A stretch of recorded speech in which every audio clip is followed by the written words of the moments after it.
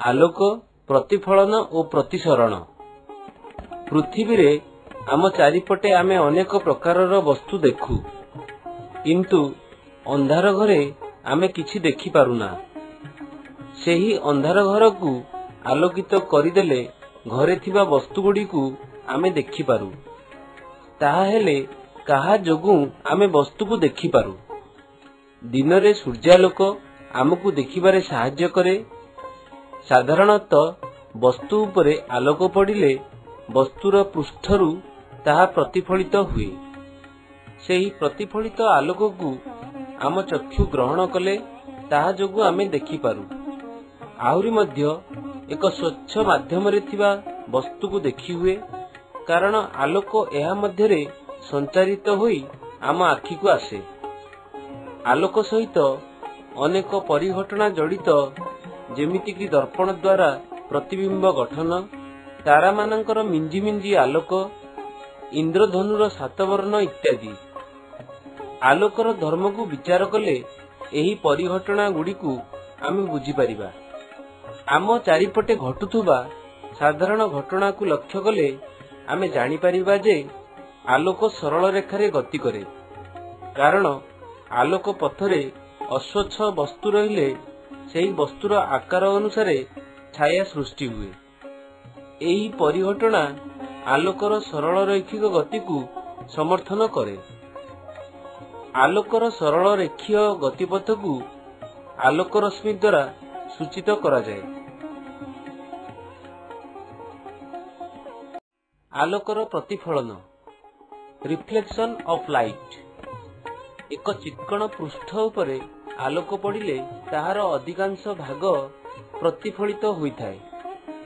तुमे आलोकर नियम गुडी को भल भाबरे जानिच, आस सेही नियम गुडी को मने पकाइबा।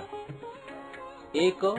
आलोकर प्रतिफलन बेले आपतन कोण और प्रतिफलन कोण समान होइथाए। 2. आपतित रश्मि, प्रतिफलित रश्मि और आपतन बिंदु रे प्रतिफलन पृष्ठ प्रति अंकित लंब गोटे समतल रे रहिथांती। प्रतिफलनर एही नियम गुड़िक प्रतिफलकर वक्र पृष्ठतल समेत जेकोसी पृष्ठतल पाई प्रयोज्य। तुमे एक समतल दर्पण द्वारा सृष्टि हेउथुबा प्रतिबिंबर गुण सहित परिचित। एही प्रतिबिंबर प्रकृति और गुण कौन? 1. समतल दर्पण द्वारा सृष्टि होइतिबा प्रतिबिंब सर्वदा आभासी और सलख होइथाए। 2. एही प्रतिबिंबर आकार वस्तुर आकार सहित समान होइथाए। 3. समतल दर्पण सम्मुखरे वस्तु जेतिकी दूर रे थाए ताहार प्रतिबिंब दर्पणर पछपटे सेतिकी दूर रे रहिथाए। 4. एही प्रतिबिंबर पार्श्व ओलटा होइथाए।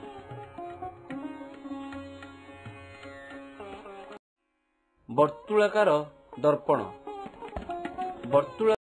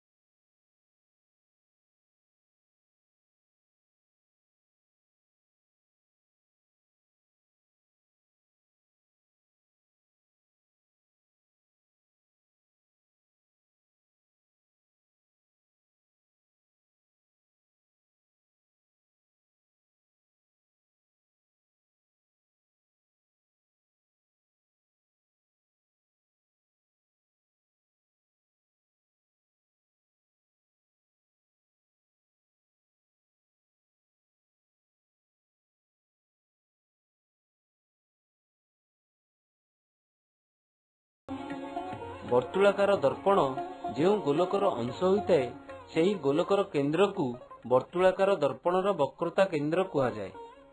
ଏହାକୁ